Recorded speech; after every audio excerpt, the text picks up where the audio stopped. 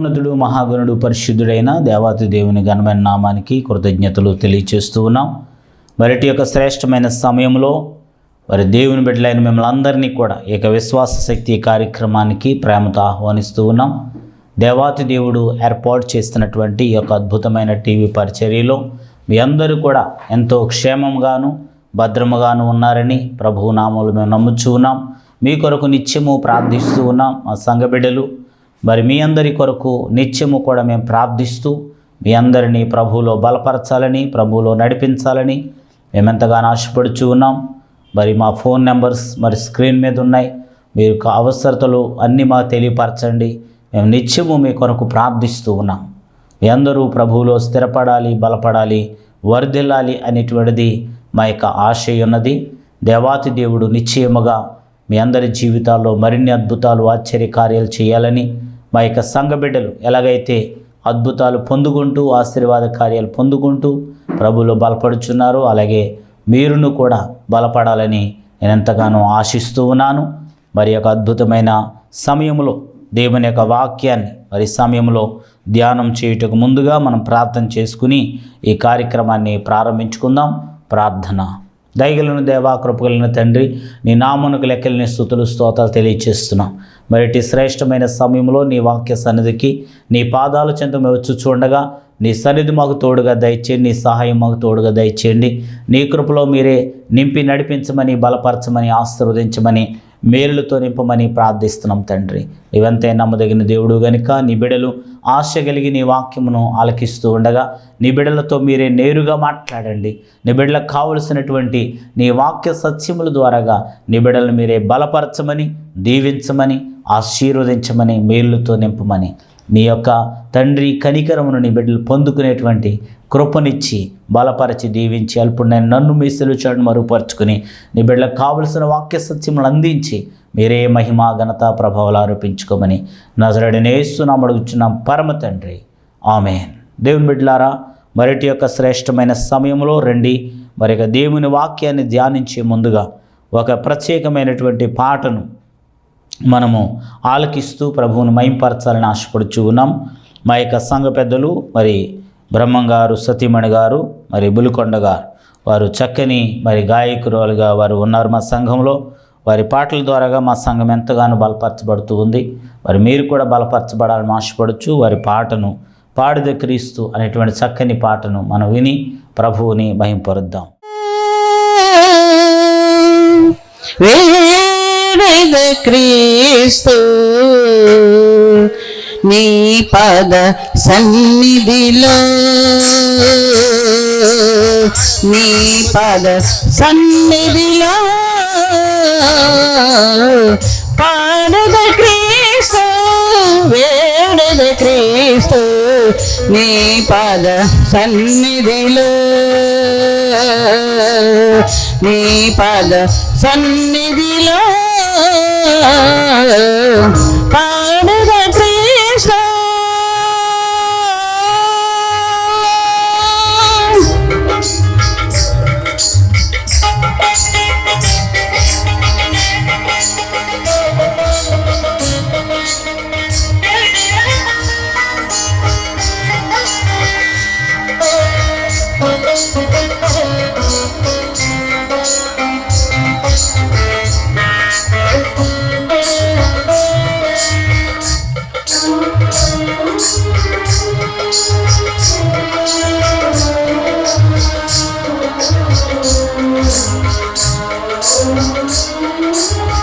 నిరతము నిన్నే ఇలా భజింప, నిత్యము నాలో నిన్ను స్తుతింప,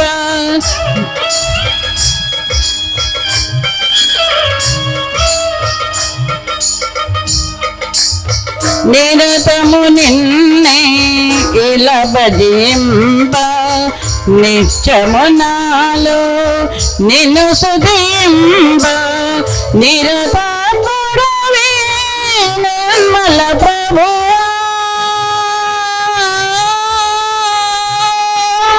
నిరతముడవే నిర్మల ప్రభువా, నిత్య నివాసి నీకే స్తోత్రం నిత్య నివాసి నీకే స్తోత్రం పాడద క్రీస్తు వేడద క్రీస్తు నీ పాద సన్నిధిలో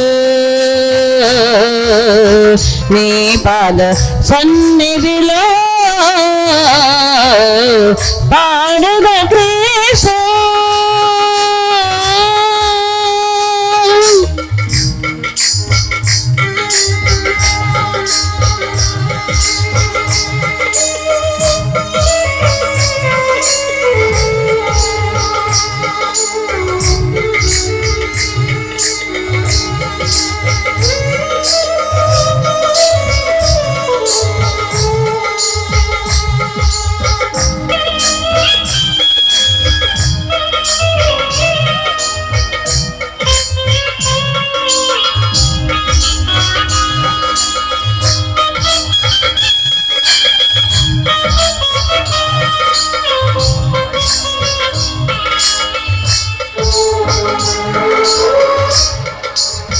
పరిశుద్ధ ప్రభువా పరలోక దేవా ప్రార్థింపు నిన్నే నా ప్రాణ విమోచక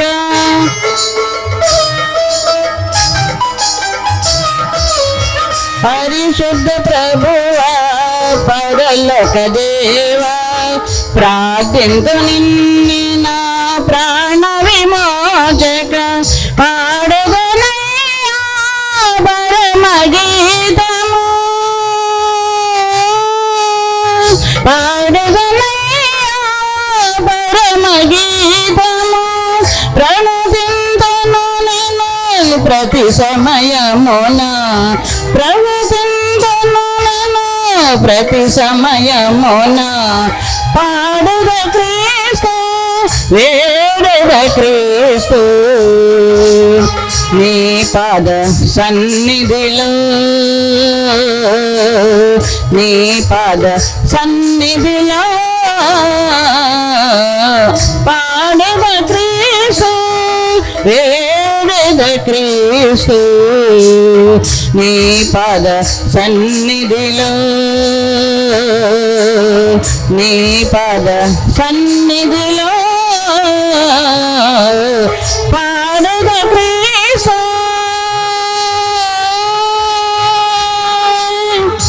హల్లెలూయా.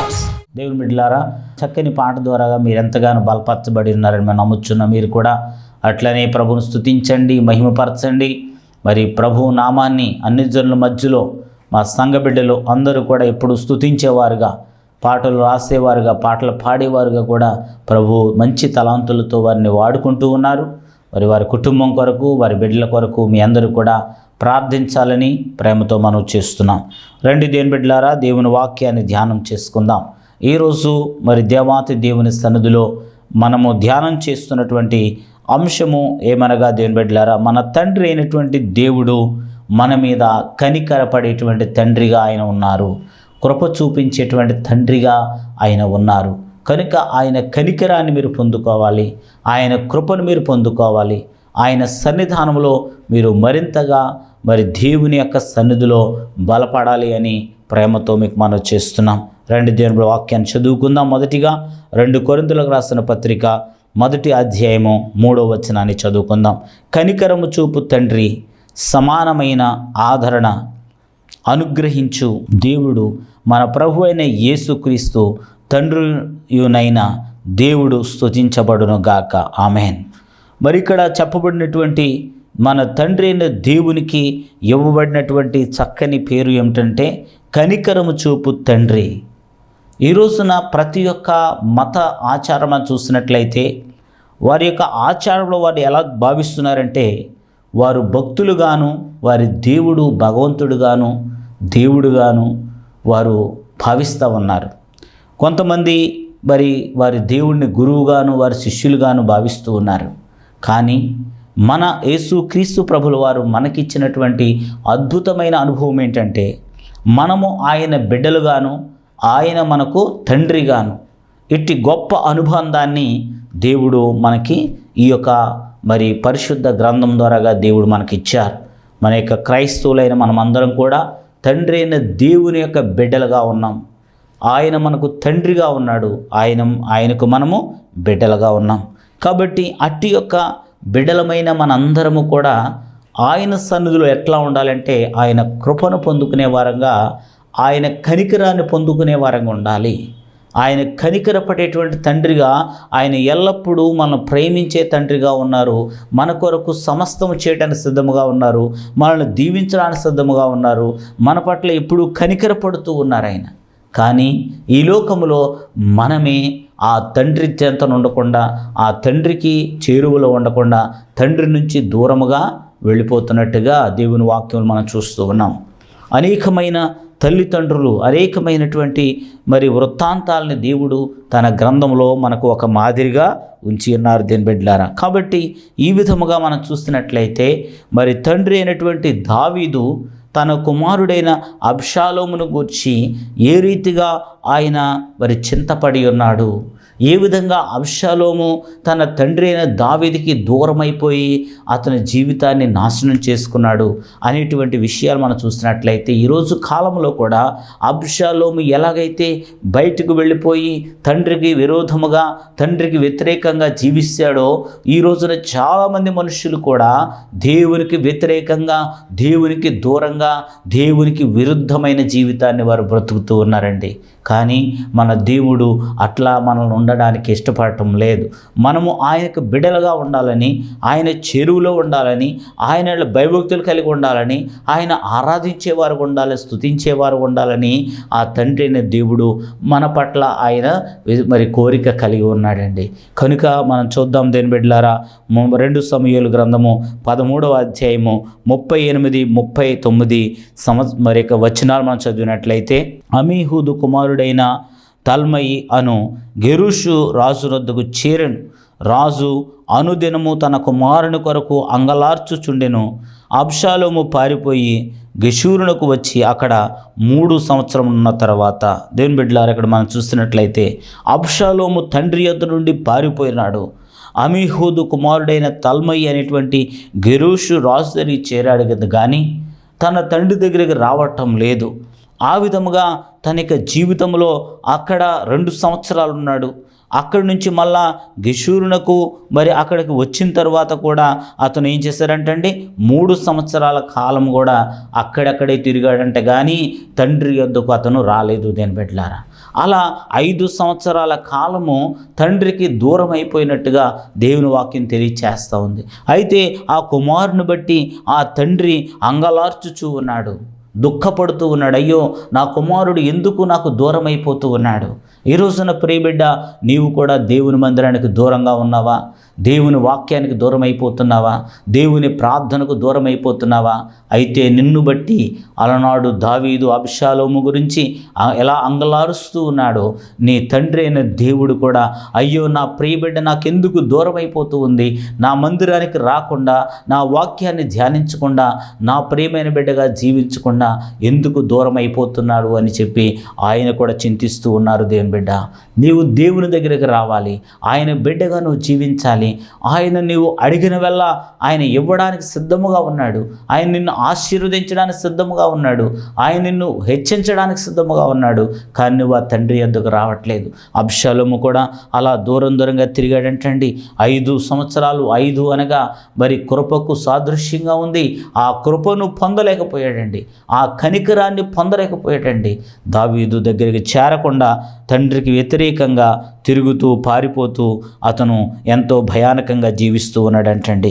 అలాంటి సందర్భంలో యొక్క కుమారుని గూర్చి తన యొక్క సైన్యాధిపతులతో మాట్లాడుతున్నాడు. ఆయన కృప కలిగిన తండ్రి కాబట్టి, కనికరము కలిగిన తండ్రి కాబట్టి ఆయన మాట్లాడుతూ 2 సమూయేలు 18వ అధ్యాయం 5వ వచనంలో తన సైన్యాధిపతులను పిలిచి అతను చెప్తూ ఉన్నాడండి. అప్పుడు రాజు యోవాబును అబీషైని ఎత్తయిని పిలిచి, నా నిమిత్తము యవ్వనుడైన అబ్షాలోమునకు దయచూపుడని ఆజ్ఞాపించును. ఆమేన్. దేవుని బిడ్డలారా, మరి ఇక్కడ మనం చూస్తున్నట్లయితే ఈ యొక్క కుమారుడు 5 సంవత్సరాలు దూరంగా జీవించాడు, వ్యతిరేకంగా బ్రతుకుచూ ఉన్నాడు.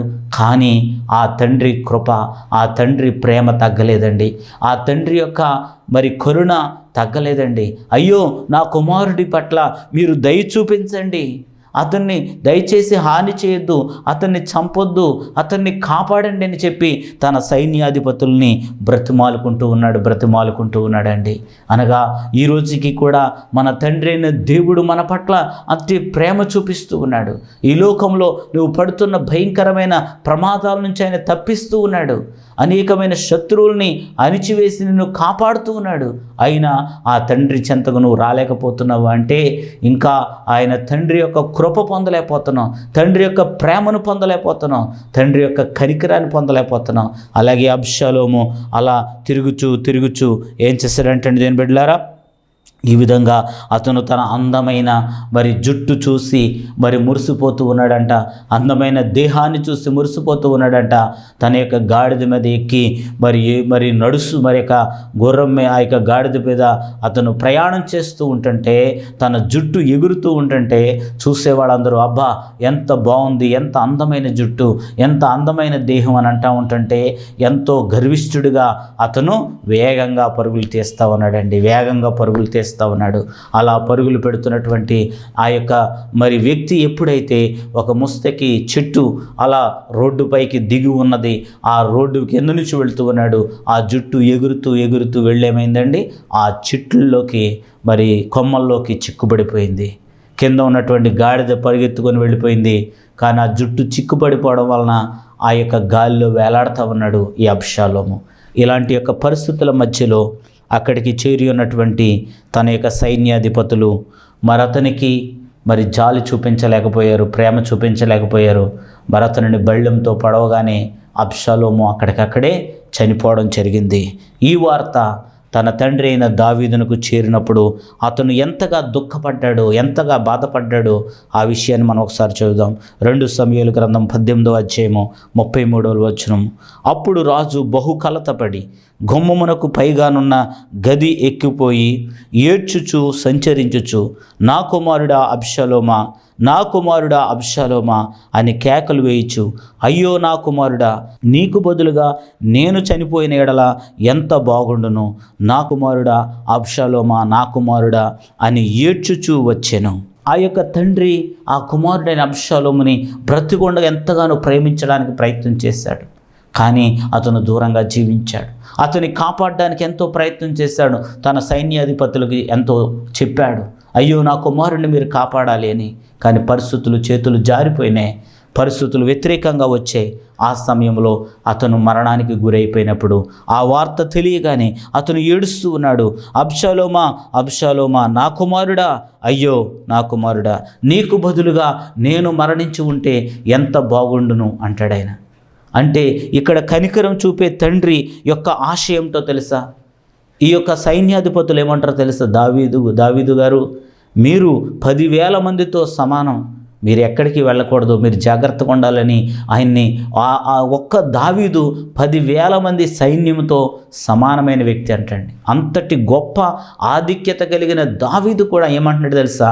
అయ్యో నా కుమారుడైన అబ్షాలోముకు బదులు నేను చనిపోయింటే ఎంత బాగుండని చెప్పి కోరుకుంటున్నాడు. ఈ రోజున కూడా మన యేసు క్రీస్తు ప్రభుల వారు కూడా అదే కోరుకుంటూ ఉన్నారు. అది ఏమనగా, ఇదిగో నా ప్రియ బిడ్డలు నాకు దూరంగా వెళ్ళిపోయి అబ్షాలోములాగా ప్రమాదంలో పడుతున్నారు, యాక్సిడెంట్లో పడుతున్నారు, సమస్యలో పడుతున్నారు, బాధలో పడుతున్నారు. అయ్యో నా బిడ్డలు నా దగ్గర ఉంటే ఎంత క్షేమంగా ఉండేవారని ఆయన ఎంతో ఆశపడతా ఉన్నాడు. కానీ ఆయనకి చేరువలో మనం లేకుండా దూరంగా మనం వెళ్ళిపోతూ ఉన్నామేమో. నా ప్రియ సహోదరుడా, అబ్షాలోములాగా దేవునికి దూరం అయిపోతున్నావా? ఆయన మందిరానికి దూరం అయిపోతున్నావా? ఆయన వాక్యాన్ని చదవకుండా, ఆయనకు ప్రార్థన చేయకుండా, దేవుని మీద కోపం పెట్టుకుని, ద్వేషం పెట్టుకుని బ్రతుకుచూ ఉన్నావా? వద్దు. దయచేసి ఆ కనికరం చూపే తండ్రి వద్దకు నువ్వు వస్తే నువ్వు కాపాడబడతావు, నువ్వు రక్షించబడతావు, నువ్వు దీవించబడతావు. కాబట్టి ఈ సందర్భాన్ని బట్టి మనం చూస్తున్నట్లయితే మరి ఈ యొక్క అబ్షాలోము అయితే తండ్రికి దూరం అయిపోయి మరణంలోనికి వెళ్ళిపోయినాడు. కానీ తప్పిపోయిన కుమారుడు కూడా తండ్రికి దూరం అయ్యాడు. కానీ ఆ తండ్రి దగ్గరికి మరలా తిరిగి వచ్చాడు. ఈ తప్పిపోయిన కుమారుడు రక్షించబడ్డాడు, బ్రతికించబడ్డాడు. అబ్షాలోము మరణానికి గురైపోయాడు. ఆ వాక్యాన్ని కూడా మనం చదువుకుందాం. లోకాసు వార్త 15వ అధ్యాయము 18వ వచనము. ఆ తప్పిపోయిన కుమారుడు అంటూ ఉన్నాడు, నేను లేచి తండ్రి యొద్దకు వెళ్ళి, తండ్రి, నేను పరలోకమునకు విరోధముగాను నీ ఎదుటను పాపము చేసి తిని. ఎంత దీనాతి దీనంగా అతను ప్రాధేయపడుతూ ఉన్నాడు. కుమారుడు తప్పిపోయాడు, నిజమే, పాపము చేశాడు, ధనమును వ్యర్థం చేశాడు, సమస్తాన్ని కూడా పాడు చేసుకున్నాడు. కానీ ఈ సందర్భాన్ని బట్టి మనం చూసినట్లయితే అతనిలో మార్పు వచ్చింది, మారు మనసు వచ్చింది. అప్పుడు అంటున్నాడు, నేను లేచి తండ్రి యొద్దకు వెళ్ళి, తండ్రి, నేను పరలోకమునకు విరోధముగా నీ ఎదుట పాపము చేసి తిని అని ఒప్పుకుంటూ ఉన్నాడు. ఈరోజు నువ్వు ఒప్పుకుంటావా దేవుని బిడ్డ? నీ పాపాన్ని ఒప్పుకొని ప్రభు దగ్గరికి వస్తావా? నిశ్చయముగా ఆయన ప్రేమించే తండ్రి, నిశ్చయముగా ఆయన నీ పట్ల కనికరం చూపే తండ్రి, నిశ్చయముగా నిన్ను చేర్చుకొని నీ జీవితంలో ఒక ఉన్నతమైన స్థితిని ఇవ్వడానికి సిద్ధముగా ఉన్నాడు. అబ్షాలోములాగా లోకములో తిరగవద్దు. నీ శరీరాన్ని బట్టి, నీ డబ్బును బట్టి, నీ ధనం బట్టి, నీ సౌందర్యాన్ని బట్టి నువ్వు విర్రవేగొద్దు. ఆ ప్రభువునకు లోబడి ఈ లోకంలో మనం జీవించాలి.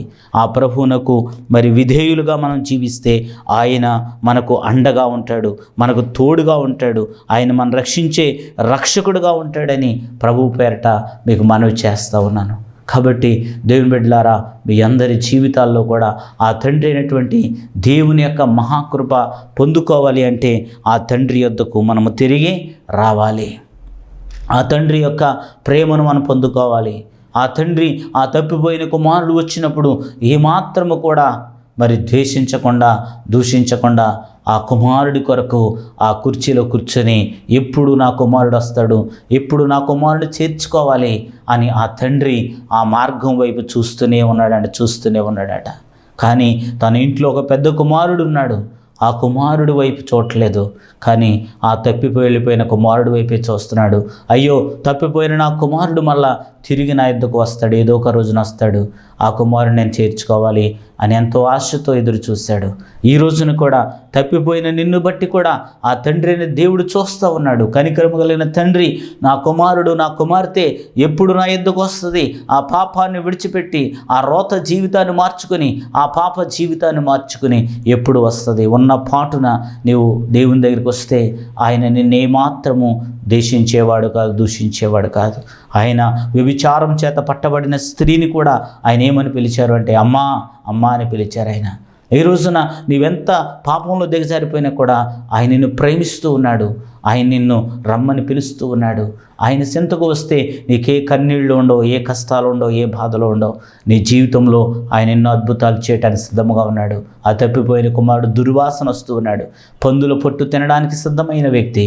భయంకరమైన పరిస్థితులు వచ్చాడు, కానీ ఆ తండ్రి అతన్ని మరి విడిచిపెట్టలేదు. కానీ మరి కౌగిలించుకొని మెడ మీద పడి ముద్దు పెట్టుకొని అతనికి స్నానం చేయించి ప్రశస్తమైన వస్త్రాలు ధరింపచేసి, ఉంగరములు ధరింపచేసి గొప్ప విందు చేశారు. ఈ రోజున నీవు కూడా అలాంటి ఆశీర్వాదంలోకి రావాలి అంటే, అలాంటి దీవెనలోకి రావాలి అంటే దయచేసి ఆ పందులు తినే పొట్టుకి మీరు కక్కుర్తి పడకండి. లోక సంబంధమైన భయంకరమైన మరి పాప సంబంధమైన పదార్థాలకి మీరు మరి లోబడకండి. ప్రభు ఇచ్చే శ్రేష్టమైన ఆశీర్వాదకు రండి. ఆ తండ్రి ఎప్పుడు కూడా నేను ప్రేమిస్తూ ఉన్నాడు. మరి ఒక 1997 సంవత్సరంలో డెరిక్ ఎడ్మిన్ అనేటువంటి ఒక యవనస్తుడు, ఆఫ్రికా దేశస్థుడు, ఒలింపిక్స్ గేమ్స్లో 400 మీటర్ల పరుగును పరిగెడుతూ ఉన్నాడు. 250 మీటర్లు చాలా చక్కగా పరిగెట్టాడు. కానీ సడన్గా తన మడంలో, తన చెట్టు పిక్కలో ఒక భయంకరమైన నొప్పి ప్రారంభమైంది. పరిగెత్తలేకపోతున్నాడు. ఆ సమయంలో తనతో పాటుగా పరిగెత్తే వాళ్ళందరూ కూడా వేగంగా పరిగెత్తుకొని వెళ్ళిపోతూ ఉన్నారు. కానీ అతను కుప్పకూలిపోవడానికి సిద్ధముగా ఉన్నాడు. కానీ ఆ కాలు నొప్పితోటే కుంటుకుంటూ పరిగెడతా ఉన్నాడు. కానీ ప్రజలందరూ అనుకుంటున్నారు, ఏంటి ఆల్రెడీ మరి రన్నింగ్ రేస్ అయిపోయింది, ఆల్రెడీ ఒక అతను వెళ్ళి విజయం సాధించేశాడు, వెనకాల ఇంకా ఎందుకు ఇతను పరిగెడుతున్నాడని చూసినట్లయితే వాళ్ళందరూ కూడా మరి అనుకుంటున్నారు, ఏంటి అతను పిచ్చివాడ, ఏంటి ఆల్రెడీ రేస్ అయిపోయింది, కానీ ఎందుకు పరిగెడుతున్నాడని చెప్పి అనుకున్నప్పుడు ఒక వ్యక్తి పరుగున మరి ఆ యొక్క మరి జనాల్లోంచి పరిగెత్తుకుని వచ్చాడండి. వచ్చి అతని చెయ్యి పట్టుకున్నాడు, అతనితో పక్కనున్నాడు. బాబు, ఎందుకు నువ్వు పరిగెడుతున్నావు? ఇంకా రేస్ అయిపోయింది కదా, ఇంకెందుకు పరిగెడుతున్నావు? ఇంకెందుకు ఈ కాళ్ళు నొప్పితో నడుస్తున్నావు అని అంటే ఆ యొక్క వ్యక్తి చెప్తూ ఉన్నాడు, మరి ఇక సమయంలో ఆ వచ్చిన వ్యక్తి ఎవరో కాదు, తన కన్న తండ్రి ఆ కష్టంలో ఉండగా ప్రక్కన వచ్చి నిలబడ్డాడు. వెంటనే తన తండ్రితో చెప్తున్నాడు, ఏడుస్తూ అంటున్నాడు, నాన్న, నేను విజయం కోసం పరిగెట్టట్లేదు, కానీ నేను ఈ రేస్ని పూర్తి చేయాలనుకుంటున్నాను. This is not for winning, this is for finish అని చెప్పాడు. అయితే ఎత్తుకుపడు, నడు నా కుమారుడా, నీతో పాటు నీ బరువును మోస్తూ నేను నీతో పాటు పరిగెడతానని చెప్పి ఆ కన్న తండ్రి ఆ కుమారుణ్ణి ముగింపు చేసేంత వరకు కూడా నడిపించుకుంటూ వెళ్ళాడండి. ఆ తండ్రిని చూసిన, ఆ కుమారుని చూసిన ప్రజలందరూ కూడా ఆ కుమారుని కరతాళ ధ్వనులతో ఎంకరేజ్ చేశారు. విజయం సాధించిన వాడిని వదిలేశారు. ఈ వ్యక్తి యొక్క పట్టుదలను, ఆశను బట్టి, అతని తండ్రి చూపిన ప్రేమను బట్టి వాళ్ళెంతో సంతోషించారు. ఈ రోజున కూడా దేవుని బిడ్డగా నువ్వు కూడా నీ రేసులో పరిగెత్తలేకపోతున్నావేమో. నీ కన్న తండ్రి నీ పక్క నుండి నిన్ను నడిపించడానికి సిద్ధంగా ఉన్నాడు. నీ జీవిత యాత్రను ముగింపులోని తీసుకెళ్ళడానికి సిద్ధంగా ఉన్నాడు, నడిపించడానికి సిద్ధంగా ఉన్నాడు. కనుక మనందరము కూడా కనికరం చూపే తండ్రి వైపు చూస్తూ ఆ తండ్రి కృపలో కొనసాగాలని ప్రేమతో మనం చేస్తున్నాం. మరి యొక్క శ్రేష్టమైన సమయంలో మా సంఘబిడ్డ అంజమ్మ గారు ఇచ్చేటువంటి సాక్ష్యాలు మనం విందాం. జీవితంలో కూడా భర్త దూరం అయిపోయినప్పటికీ 2 కుమార్తెలకు వివాహం చేసి ఎంతో ఉన్నతమైన చక్కని 15 లక్షలతో అద్భుతమైన గృహాన్ని కట్టుకోవడం దేవుడి కృపనిచ్చారు. వారి సాక్ష్యాన్ని మనం విందాం. దేవుడికి వందనాలండి, అమ్మగారికి అయ్యగారికి వందనాలు, సంఘ బిడ్డలందరికీ వందనాలు, నా సహోదరులకి అందరికీ వందనాలండి. నేను అయితే చాలా కష్టాలు పడ్డాను, కానీ దేవుడు నన్ను ఇందులోనే కూడా సిగ్గుపరచలేదండి. పిల్లల పెళ్ళిళ్ళ విషయంలో ఏంటి, ఏ విషయంలో కూడా నేను సిగ్గుపడకుండా చేసిన దేవుడు నాతో ఉండి, నా ఎన్ని తట్టు ఉండి, నా కుడి ప్రక్కన నీడలాగుండి నన్ను కాపాడారండి. కానీ నాకు గృహం లేనిదని నేను చాలా చింతించాను. కానీ మోదిబాబు గారు కూడా చాలా ప్రార్థన చేశారు, నాకు సంఘ బిడ్డలందరూ ప్రార్థన చేశారండి. దేవుడు నాకు మంచి గృహాన్ని ఇచ్చాడు. ఈరోజు నా గృహంలో నేను ఉంటున్నానండి. కానీ నా గురించి, నా బిడ్డల గురించి మీరు ప్రార్థన చేయండి. మన సంఘ బిడ్డలందరి గురించి, మన పాస్టర్ గారి గురించి, పాస్టర్ గారి గురించి నేను ప్రార్థన చేస్తానండి. చిన్న వాక్యం దేవుడు దీవించిన గాక. విన్నారు కదా దేవుని బిడ్డలారా, యొక్క సహోదరి చేసినటువంటి ఆమె యొక్క జీవితంలో ఎంతో ఉన్నతమైన ఆశీర్వాదం ప్రభు ఇచ్చారు. మన పరిచర్యలో మీకు కూడా అలాంటి పరిచర్య ఆశీర్వాదాలు ఇవ్వబోతున్నారు. కన్న తండ్రి అయిన దేవుని వైపు చూద్దాం. చిన్న సమయంలో ప్రార్థన చేసుకుని ముగించుకుందాం. దయగలిగిన దేవా, కృపగలిగిన తండ్రి, నీ నామానికి వందనాలు, స్తోత్రాలు. ఈ శ్రేష్టమైన సమయంలో నీ బిడ్డలు తండ్రి విని ఉన్న మాటకు లోబడి కన్న తండ్రిని దేవునితో నైనా తండ్రి నీ యొక్క బిడ్డలుగా జీవించే కృప దయచేయండి. వారు తప్పు తెలుసుకొని నీ తట్టు తిరిగి నీ బిడ్డలుగా కొనసాగే కృప దయచేయమని, నీ కనికరం, నీ కృపను పొందుకునే దీవెనాశీర్వాదంతో నింపి నడిపించి మీరే మహిమా, ఘనత, ప్రభావాలు ఆరోపించుకోమని నజరేయుడైన యేసు నామమున అడుగుచున్నాం పరమ తండ్రి. Amen. May God bless you all. దేవుడు దీవించును గాక. ఆమెన్.